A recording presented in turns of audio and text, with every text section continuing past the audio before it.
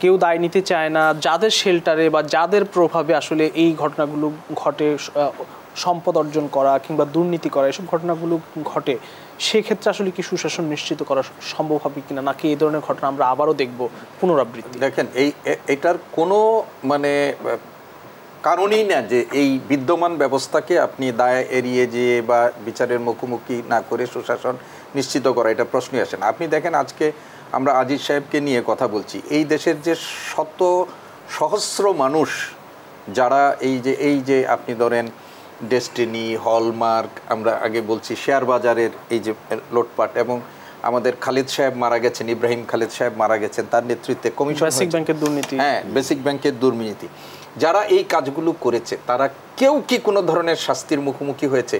আজকে ধরেন বাচ্চু সাহেবের বিরুদ্ধে কোনো ব্যবস্থা আপনি নিতে পারেন নাই। আপনি পদ্মা ব্যাংক, ফার্মার্স ব্যাংক থেকে পদ্মা ব্যাংক করলেন, সেটাকে আরেক জায়গায় মার্চ করার উদ্যোগ নিলেন, কিন্তু এই ব্যাংকের যিনি এই হুতা, যিনি আমাদের একসময় স্বরাষ্ট্রমন্ত্রীর দায়িত্ব ছিলেন, তার বিরুদ্ধে আপনি কি ব্যবস্থা নিয়েছেন? তার বিরুদ্ধে মানে তো কোনো ব্যবস্থা আপনারা নেন নাই। ফলে এই যে উপরি ইয়াতে এখন খুব বলা হচ্ছে, সরকারের পক্ষ থেকে কিন্তু এক ধরনের বক্তব্য রাখা হচ্ছে যে আমরা সৎসাহস রাখি, আমরা বেনজিরের বিরুদ্ধেও আমরা ইয়া করার কথা বলছি, এইগুলোর কথা বলেন, কিন্তু সবার ক্ষেত্রে কি আপনি সমান সৎসাহস রাখেন না? আপনি শেয়ার মার্কেট, এই দেশের লক্ষ কোটি মানুষকে সর্বশান্ত করার জন্য যাদের নামগুলো এসেছিলেন, তারা তো আপনার ক্ষমতা কাঠামোর চারপাশ দিয়ে সবসময় বহাল তবিয়তে বসেই আপনি অনেক কিছু নিয়ন্ত্রণ করছেন। ব্যাংকিং সেক্টরকে যারা একেবারে ধ্বংস করে দিল, সেই ব্যক্তিবর্গগুলো তো আমরা দেখতে পাচ্ছি সরকারের ক্ষমতা কাঠামোর চারদিকেই ঘোরাঘুরি করছেন এবং বসে আছেন, আর এবং মুখ চাও, এদের বিরুদ্ধে কোনো ব্যবস্থা নেওয়া হয়নি। ফলে এই যে বেনজির বলেন, আরও যারা বলেন, তারা আলটিমেটলি জানে যে যেহেতু আমরা একসময় সরকারের ঘনিষ্ঠ ছিলাম, আলটিমেট ফাইনালি আমাদের খুব বেশি কিছু হবে এটা তারা মনে করেন না। এখন কোন হিসাবে বেনজির সাহেব এত বড় ইয়ার মধ্যে আমাদের সামনে চলে গেছেন? আজকেও তো আমরা জানি যে আজকেও তার সম্পদ ক্রুক করার নতুন সম্পদ, মানে প্রতিনিয়তই তার সম্পদ বের হয়ে আসছে, যে 4 দলিলের অস্থাবর সম্পদ সহ তার কয়েকটা ঢাকায় কয়েকটা ফ্ল্যাট ট্যাট আজকে হয়েছে। এখন আমাদের যে বক্তব্যটা হলো যে আপনি ব্যক্তিতে ইউনূস সাহেবকে আপনি কাঠগড়ায় দাঁড় করিয়েছেন, এই যে আজকে ইউনূস সাহেব বলেছেন যে আমাকে খাঁচার মধ্যে আমাদেরকে দাঁড় করিয়ে আমাদেরকে করা হচ্ছে, এটা আমাদের জন্য খুবই আমি মনে করি না কোনো ব্যক্তি মানে আইনের ঊর্ধ্বে, কিন্তু আইন যে সকলের জন্য সমভাবে প্রযোজ্য হচ্ছে তা তো নয়। ক্যাসিনো কাণ্ড নিয়ে খুবই গর্ব করেছিলেন যে আমরা কারো রেহাই দিচ্ছি না, কিন্তু ক্যাসিনো সম্রাট যারা ছিলেন তারা এখন কোথায়, তারা কিভাবে আছেন, জেলখানায় গিয়েই বা তারা কীরকম ছিল, এইসব সবই তো জানি আমরা। তো এখন যে কাঠামোর মধ্যে দিয়ে আমরা বিচারের আওতায় আনছি, এবং এর আগে যে দুদকের চেয়ারম্যান ছিলেন গোলাম রহমান সাহেব, যাওয়ার সময় 16 জনকে তিনি দায় মুক্তি দিয়ে গিয়েছিলেন, যে সেই সময় আপনাদের গণমাধ্যমেই আমরা সমালোচনা শুনেছি যে দুদকের অন্যতম কাজ হচ্ছে দায় মুক্তি প্রদান।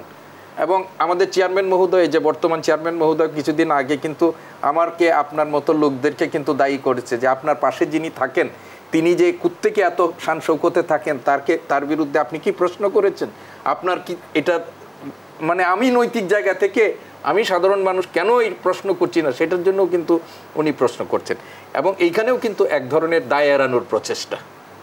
দুদকও বলছে আমাদের একার পক্ষে সেইগুলো করা সম্ভব হবে না, কিন্তু আপনি বলেন, এটা বলার দরকার নেই আপনি যে আমার সম্ভব নয়, আমি আমার সর্বশক্তি দিয়ে আমি করব, এটা না বলে আমার পক্ষে সম্ভব নয়, সবাইকে এগিয়ে আসতে হবে। আরে সবাই তো তার জায়গা থেকে আসবে।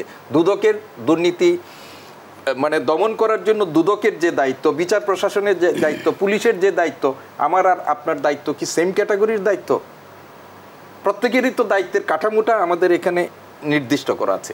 তো ফলে আমি যেটা, আপনি যে প্রশ্নটা করেছেন যে এই যে দায় এড়ানোর প্রচেষ্টা বা আমাদের মানে সবার প্রতি যে সম আচরণ না করার যে প্রচেষ্টা, এটা সুশাসন নিশ্চিত হওয়ার কোনো কারণ নেই।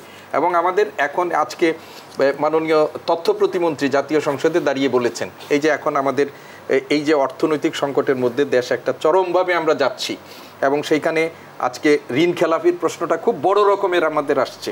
এবং আজকে সিপিডি থেকে বলা হচ্ছে যে সরকার যে হারে ব্যাংক থেকে ঋণ নিচ্ছে এবং ঘাটতি বাজেটের 53% আমাদের ব্যাংকিং খাত থেকে যদি নেয়, তাহলে আমাদের বেসরকারি খাত এটা বড় চাপের মধ্যে পড়বে। সেই রকম একটা আলোচনার মধ্যে দাঁড়িয়ে তিনি বলেছেন আমাদের অর্থনৈতিক ব্যবস্থাপনার কাঠামো এখন যে অবস্থার মধ্যে আছে, সেইখানে আমাদের ঋণ খেলাপি যেটা আছে সেটা খুব বড় কিছু না। আপনি 2 লক্ষ কোটি টাকা আপনার ঋণ খেলাপি হয়ে যাচ্ছে। আপনি যখন রাষ্ট্র ক্ষমতা দখল করেছিলেন তখন ঋণ খেলাপির পরিমাণ ছিল 22,000 কোটি টাকা। সেইখান থেকে আপনি 2 লক্ষ কোটি টাকা আপনি ঋণ খেলাপি চলে যাচ্ছেন। আমার জাতীয় আয়ে আমরা একটা রিজার্ভ থেকে সব ধরনের সংকট, সেইখানে উনি দাঁড়িয়ে বলছেন যে ঋণ খেলাপি এটা বড় না। এটা কি এক ধরনের ঋণ খেলাপিদেরকে উৎসাহিত করা না?